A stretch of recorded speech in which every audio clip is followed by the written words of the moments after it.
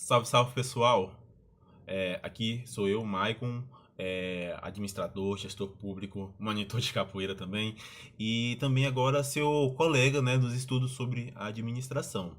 Hoje, o primeiro assunto será a organização de uma série de vídeos que eu vou estar descrevendo na descrição qual será o próximo vídeo, o que vamos estar trabalhando durante nosso caminho, né, de estudos, né? Mas eu pretendo todos os dias postar um vídeo sobre um determinado assunto que eu venho estudando, né? Estou me preparando para os concursos, já sou concursado, mas porém eu quero galgar caminhos melhores para alcançar novos objetivos na vida. Quero ser professor e com isso eu estou fazendo esses vídeos aqui para nós juntos trabalharmos.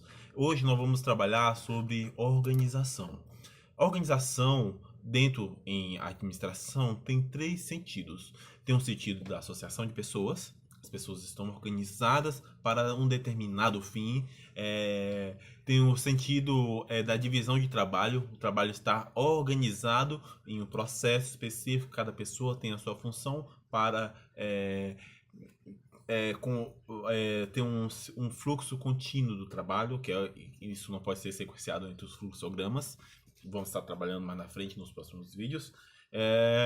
O arranjo, ou pode ser o arranjo lógico, né, de objetos ou informações. Tudo isso também nós trabalhamos na organização. E também, organização também é um dos princípios da administração, uma das funções do administrador. Mas isso nós vamos ver mais na frente, mais com calma, tá ok? Mas agora nós vamos ver primeiramente organização, a estrutura organizacional, a empresa, o governo, os estados, os municípios, todos eles têm todos eles são organizações e todos eles têm, vamos dizer, um certo princípio, um objetivo, são pessoas organizadas a fim de realizar um objetivo específico, tá ok? É o seguinte, primeiramente estudar as estruturas das organizações. Peter Drucker, que é um dos principais estudiosos, que falou muito, que define muito sobre administração. Se você estudar Peter Drucker, você vai estar muitos passos à frente do seu coleguinha quando você estudar sobre administração. Ele fala sobre os fatores internos que influenciam a natureza organizacional. Entre eles está os objetivos da empresa. Quais são os objetivos da empresa? As atividades operantes exigidas para se realizar os objetivos. As sequências de passos necessários para proporcionar aos funcionários e clientes os produtos ou serviços que desejam ou que necessitam. Outra muito importante são as funções administrativas a desempenhar, as limitações de cada uma das pessoas, além das limitações tecnológicas, as necessidades dos executivos e funcionários, as necessidades sociais, né, da empresa, o tamanho da organização e dentre outros. Então, tudo isso influencia para a formação da estrutura organizacional. Então, você tem que estar atento a tudo isso para você poder planejar a sua estrutura organizacional, tá bom? Tendo em vista esse delineamento da estrutura organizacional, vamos apresentar os componentes da estrutura organizacional, os condicionantes da estrutura organizacional e também os níveis de influência dessa estrutura, tá ok? Vamos ver primeiro os componentes da estrutura organizacional. São três componentes: a responsabilidade, a autoridade e o sistema de comunicação. São esses três sistemas que compõem a estrutura organizacional. O que seria a responsabilidade? Responsabilidade é a autoridade, ou melhor, autoridade não, seria a competência que cada gestor tem dentro da sua dentro do seu departamento, dentro da sua área, lá dentro da sua empresa. Cada gestor tem sua competência dentro da empresa. Então, você como gestor tem determinado, e como gestor de, por exemplo, gestor de RH, você tem responsabilidade de fazer a gestão do pessoal da empresa, fazer a gestão do conhecimento da empresa, a gestão do pessoal, quem entra, quem sai. Você é responsável pelo treinamento, recrutamento dos seus funcionários, dos funcionários daquela empresa, diferentemente do pessoal do gestor de marketing, que ele tem uma outra função dentro da empresa, uma outra responsabilidade, uma outra competência. Então, dentro da estrutura organizacional, a competência é um componente que delimita, né, que serve como diretriz, né, para a sua estrutura organizacional. Um outro sistema é a autoridade, representado pelo controle geral da organização. Ela é representada basicamente por meio dos seus principais gestores. Vamos dizer, o presidente da empresa ele tem uma determinada autoridade, ele tem autoridade superior. Não adianta o gestor lá mais embaixo falar assim, olha, eu quero fazer o tal gasto com isso, se o presidente da empresa, que é a autoridade máxima da empresa, ele não aprovar. Então, é necessária a autoridade para que a empresa, né, tenha o seu fluxo contínuo, seus processos possa dar andamento. Então, quem tem que ter determinada competência tem que ter autoridade para aquela competência também, tá ok? E outro sistema que é componente da estrutura organizacional é o sistema de comunicação. É, qual departamento realmente necessita comunicar com qual departamento? Vamos ver, uma assessoria, né? Ela é mais necessariamente assessoria jurídica ou assessoria de relações públicas. É mais necessária estar lá mais próxima do presidente do que do pessoal de linha, do chão de fábrica, ou pessoal operacional. Diferentemente do, diferentemente do pessoal da aquisição. Eles precisam estar próximo do pessoal operacional, porque realmente eles precisam saber qual a necessidade do pessoal operacional para eles poderem adquirir material, adquirir o material de consumo, o que eles realmente precisam, né, para poder atender as necessidades dos usuários. Você lembra lá, né, que um dos pontos chaves lá que influencia na estrutura organizacional, que são as necessidades dos funcionários também da empresa. Então, isso é muito importante também para a organização da sua empresa, a organização da sua organização. Aí, existem alguns pontos que condicionalizam, né, que são condicionantes à sua organização. Primeiro, os objetivos e estratégias das empresas, né, que mais na frente vamos estudar em gestão estratégica. O ambiente da empresa, o ambiente que ela está inserido, o mercado, os seus concorrentes, a tecnologia que a empresa tem, que seja um ambiente interno, né, que nós vamos falar sobre o clima organizacional, ou seja também pelo o ambiente externo, que nós vemos o mercado, os concorrentes, os fornecedores, a cartela de clientes que a empresa tem, que tudo isso conta como ambiente externo à organização. A evolução tecnológica, os recursos humanos que a empresa tem, tudo isso são condicionantes da empresa. Os recursos humanos são muito importantes, porque ele avalia a capacidade que cada gestor tem, a capacidade humana, a capacidade tática e a capacidade operacional dessa empresa, também de conhecimento, né? Ele necessita ter um conhecimento básico para poder gerir a sua pasta, o seu departamento dentro da empresa, tá ok? É, E também agora nós temos os níveis de influência da estrutura organizacional. São basicamente três níveis. O nível estratégico, representado pelos principais gestores da organização. O nível tático, que fica mais embaixo do que a estratégia fica lá no topo. O nível tático, que fica representado pelos gerentes médicos, médios da organização. Ele serve basicamente como um elo entre o nível estratégico e o próximo nível, que é o nível operacional, né? Que é o pessoal que realmente bota a mão na obra, o pessoal que trabalha no chão de fábrica, é o pessoal que faz o atendimento, que presta o serviço, que entrega o serviço ao cliente, que deixa disponível ao mercado. Ok, seguindo isso, nós vamos ver os organogramas. O que seriam os organogramas?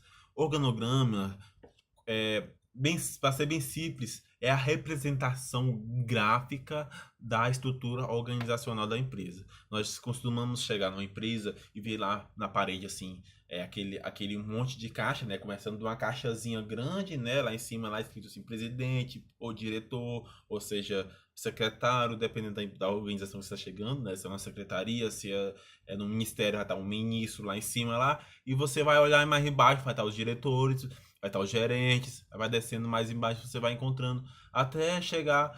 Então você começa de uma caixinha pequena, só uma caixinha para mais caixinhas, vai aumentando.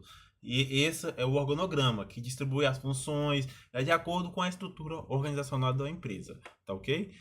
Os organogramas, eles existem basicamente 4 tipos de organograma, mas dentro do estudo da administração nós podemos encontrar vários outros tipos de organogramas, né? Principalmente quando você for estudar gestão de projetos. Gestão de projetos você vê muito sobre organogramas, sobre a estrutura dos organogramas, sobre a multiversalidade que o organograma precisa ter para poder atender a necessidade dos projetos ou necessidade daquela organização, tá ok? Basicamente, existem 4 estruturas organizacionais. O organograma estrutural, que é o mais comum, que representa a estrutura por meio das unidades que compõem, que é a unidade administrativa, que é o conselho administrativo, a superintendência, os seus gestores, a gerência disso, a gerência daquilo. O organograma funcional apresenta as funções da organização e é usado em pequenas empresas. Você vê assim, olha, quando você chega numa loja de departamento, você vê dentro da loja de departamento, cada departamento separado. Então, aquele departamento ali é só para a roupa masculina, aquele lá é só para a roupa feminina, ali é só infantil, ali é só esportivo, ali é só para joias. Ali naquele departamento ali é só para eletrônicos. Então, cada departamento separado da sua função específica. Isso também nós podemos delimitar também na estrutura ou no organograma da empresa. Pode ser demarcado por essa organização, por esse tipo é, de divisão, né, de subdivisão, de acordo com a função que cada gestor, cada funcionário tem dentro da sua empresa, que cada departamento tem dentro da sua empresa.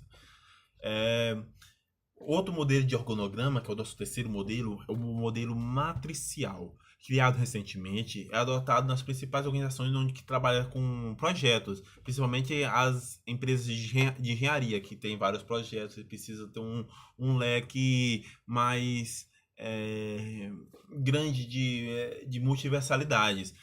E aí basicamente constitui assim: a empresa, a empresa tem sua estrutura e frequentemente ela adapta a sua estrutura para determinar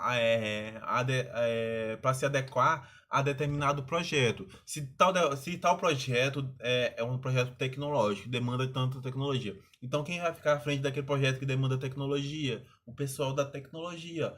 O outro projeto demanda muita engenharia. Então os engenheiros vão estar à frente daquele projeto. E de acordo com qual é o projeto da empresa, qual o projeto daquele momento da empresa, né? De acordo com aquele projeto, que vai determinar qual será a organização da empresa.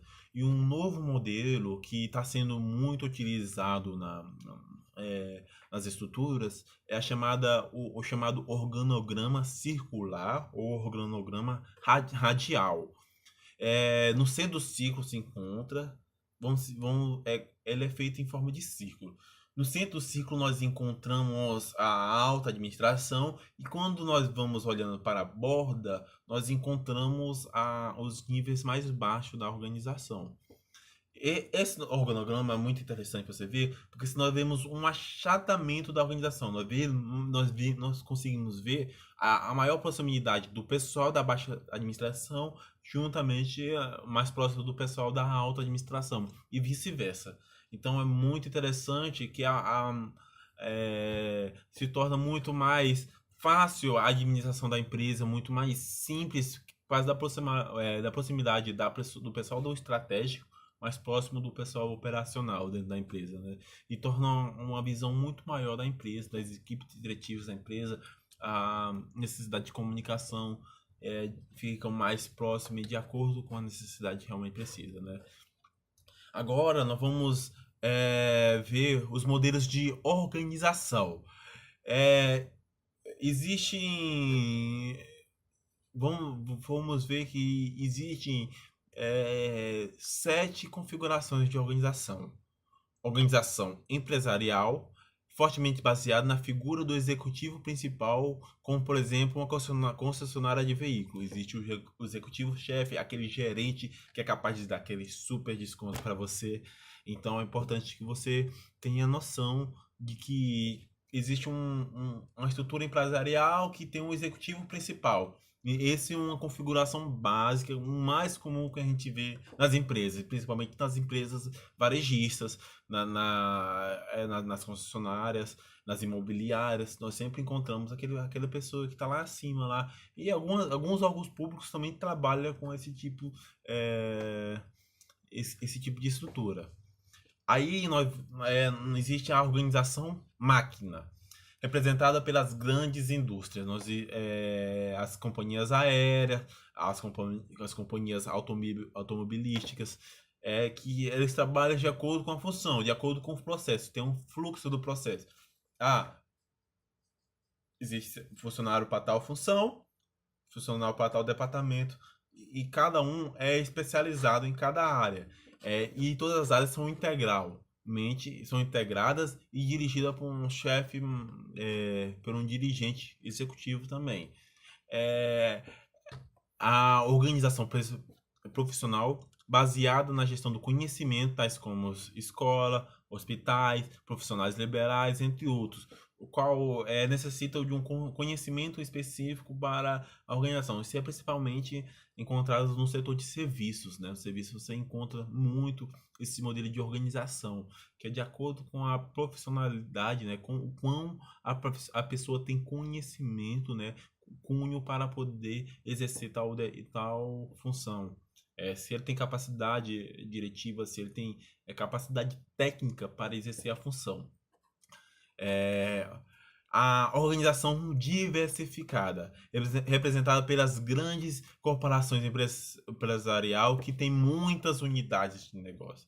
Isso é muito importante, porque existe muitas empresas, muitas organizações, muitos conglomerados que têm vários tipos de negócio, vários ramos de negócio, e elas precisam também se organizarem para poderem ter êxito nos seus objetivos. Você não pode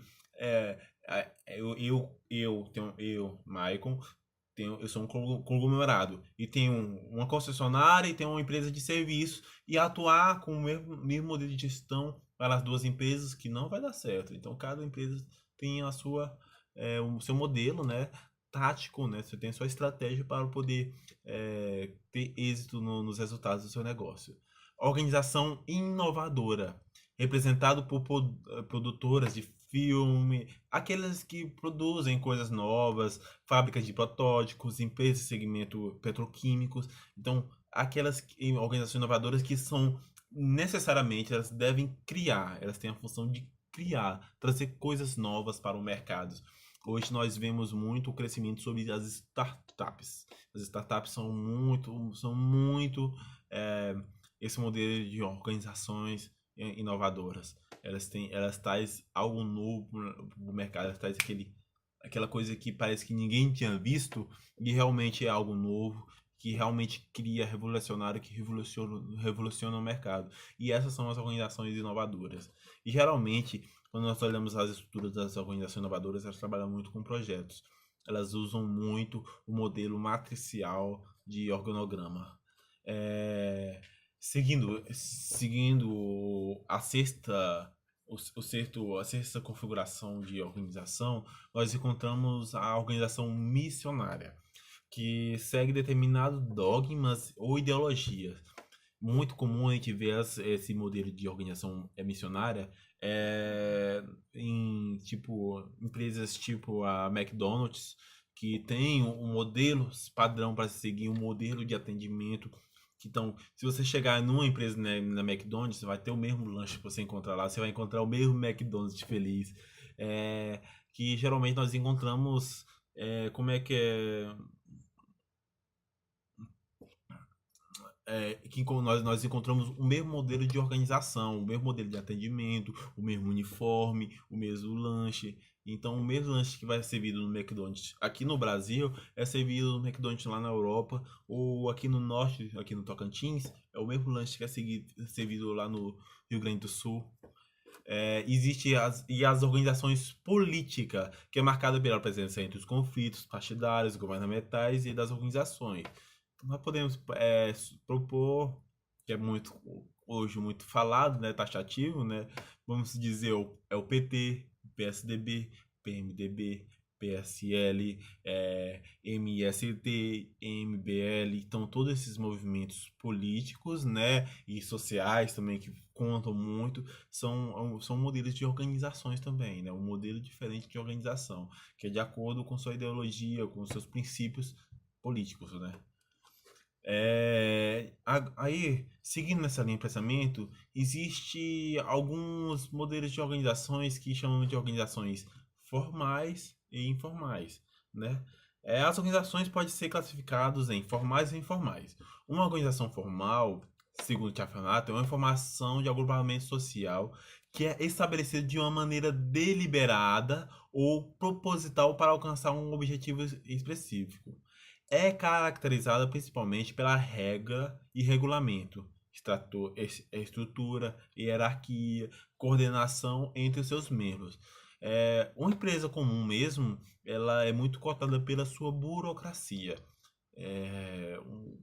Qualquer empresa que tem o seu estatuto, que tem sua norma, e eu, no meu instituto de capoeira, nós temos um estatuto que devemos seguir. Nós temos um código de vestimenta, nós temos um sistema de hierarquia, nós temos uma organização que vem lá do aluno até chegar a mestre, nós temos um sistema de hierarquia para poder alcançar a mestre. Esse é um sistema formal de organização. E aí também existe vários viés essa, para compreender essa estrutura formal, que, que são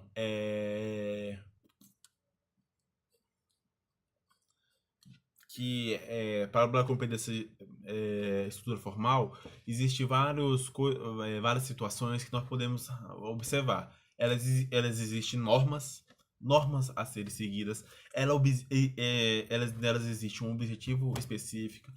Existem algumas desvantagens. Existe. Ela deve seguir sempre o fluxo do processo que é determinado, que é enrijecido, que talvez é muitas vezes travado pela burocracia, né? O burocratos, né? Então, muitas vezes é travado pela burocracia. Às vezes, um funcionário encontra uma certa solução e ele não pode ser tomado porque ele não tem aquela competência, aquela hierarquização, porque se trata de uma organização formal. Mas, por outro lado, nós encontramos a organização informal, que nós vimos uma outra estruturação que não trabalha com muita rigidez nos processos, que as pessoas têm mais autonomia decisória dentro da organização.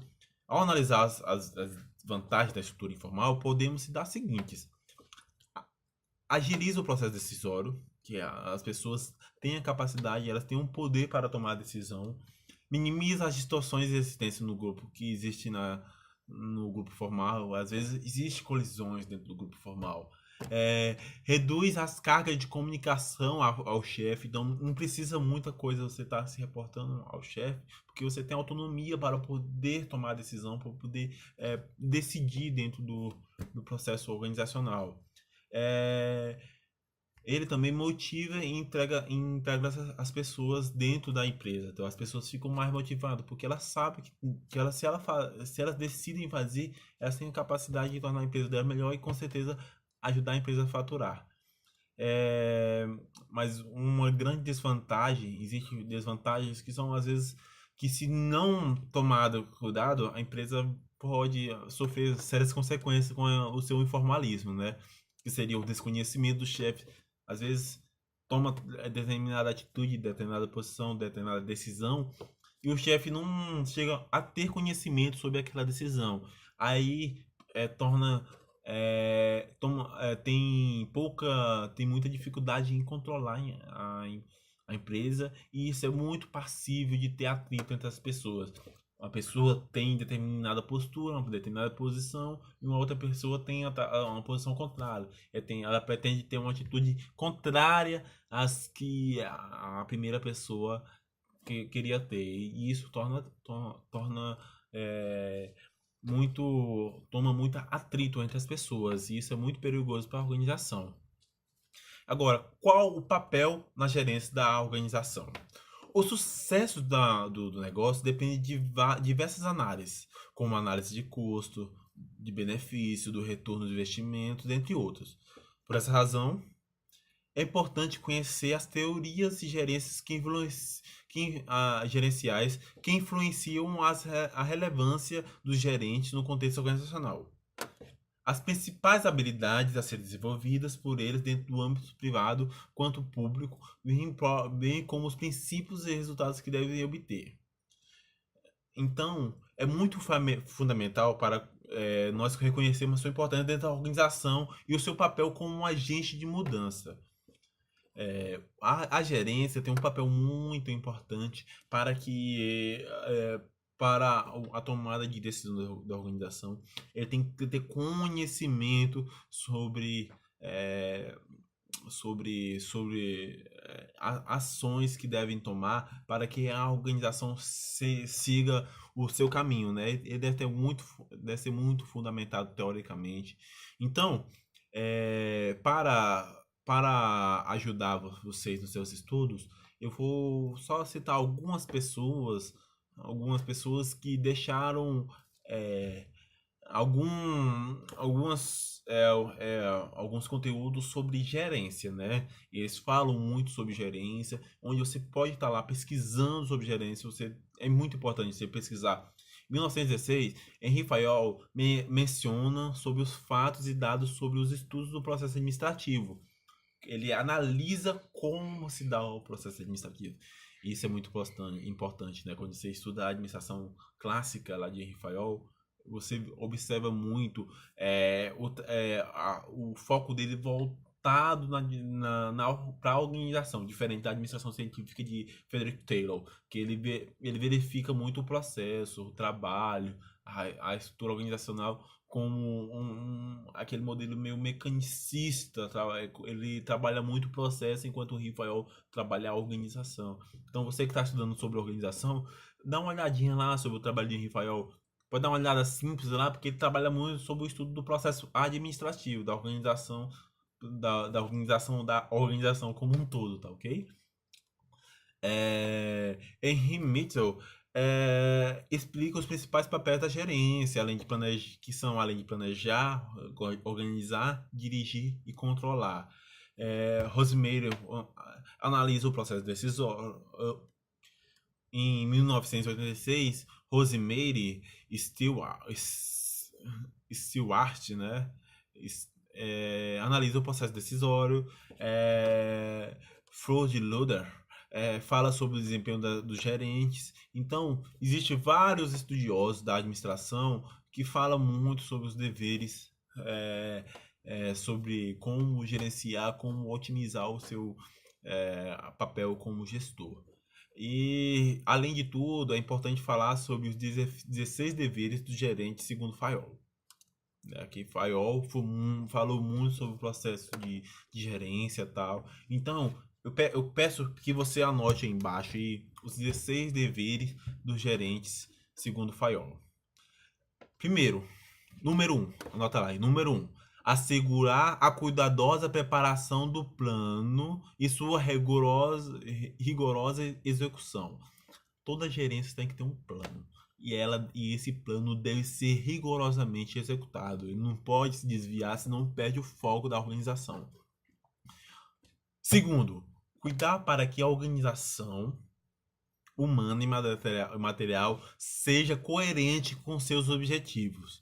Os recursos e os requisitos da empresa devem estar alinhados às necessidades né, que elas têm a ter para que os seus objetivos sejam alcançados. Então deve organizar. Lembra lá que eu falei lá sobre Henry Mitchell, que ele fala que a empresa tem os seus principais, que os principais papéis da gerência, além de planejar, organizar, dirigir, controlar. Então é um processo muito importante para é, ser tomado em conta, que é a organização da empresa. A empresa deve ser organizada para alcançar seu objetivo. Estabelecer uma autoridade construtiva, competente, energética e única. A autoridade deve ser única. Então, estabelecer autoridade para a gerência. É, quarto, harmonizar as atividades e coordenar os esforços. E isso é muito importante quando nós vemos aqueles insights que nós vemos assim, ó, a função tal, tal objetivo, função tal, tal objetivo, função tal, tal objetivos, que isso chama direcionamento estratégico. Nós vamos direcionar os esforços de todas as funções, de todos os funcionários, de todos os servidores, de todos os colaboradores para um único objetivo. Que é o objetivo? Qual é o objetivo? A missão da empresa, a visão da empresa. Então, isso deve ser muito bem delimitado, né? E deve, o quinto, formular as decisões da forma mais simples, nítida e precisa. E deve ser claro, decidir claramente, passar para o seu funcionário, para os seus, para os seus comandados, a sua decisão, o que ele claramente precisa para que tudo isso cumpra de acordo com as suas necessidades.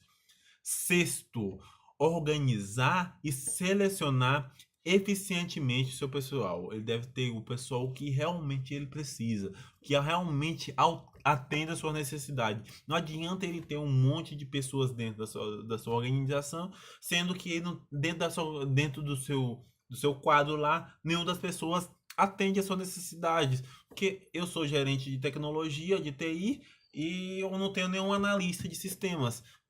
E eu preciso de um analista de sistemas. O que adianta ter um quadro com 400 pessoas, sendo que nenhum analista de sistemas? Isso é muito importante para um dos papéis muito fundamentais para o gestor, né? Um dos deveres muito fundamentais para o gestor. Ele deve... Acho que agora é o sétimo, né? Definir claramente as obrigações. Ele deve sempre definir, né, claramente as obrigações. Olha, você tem tal função, você é competente para tal isso, eu preciso disso, entendeu? De você. A sua função é essa. Se sua função é carimbar, então você deixa claro, ó, sua função é carimbar.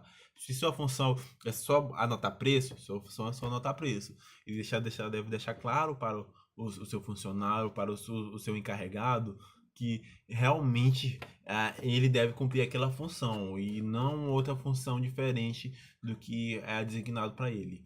Ele deve encorajar iniciativas e o senso de responsabilidade. Então ele deve tornar o seu funcionário proativo, ele deve ter...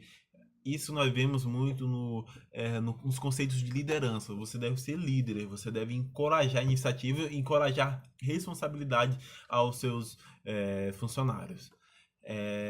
E deve também recompensar justamente e para dar aquela motivação aos seus funcionários através de recompensas, a bônus por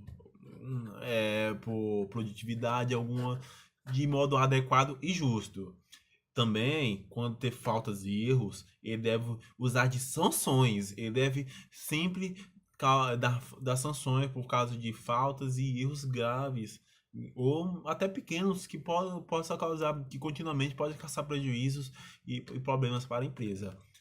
Ele deve manter disciplina, ele deve ser pontual, ele deve organizar a pontualidade dos seus funcionários e do seu colaborador. Ele deve subordinar os interesses dos individuais ao interesse geral. Ele deve ter consciência de que o interesse geral é maior do que o interesse individual. Ele deve manter a unidade de comando. O comando ele é dele. Ele tem que manter a autoridade dele, manter o comando centralizado nele, porque se muitas pessoas comandam, perde o foco do sentido, do caminho a ser trilhado. Ele deve supervisionar a ordem e o material, a ordem material e humana. Então ele deve estar sempre acompanhando como está organizado o material, como está organizada a estrutura material da empresa, como é que está organizado a, as pessoas também, se realmente estão cumprindo suas funções, se realmente estão no posto onde deveriam estar.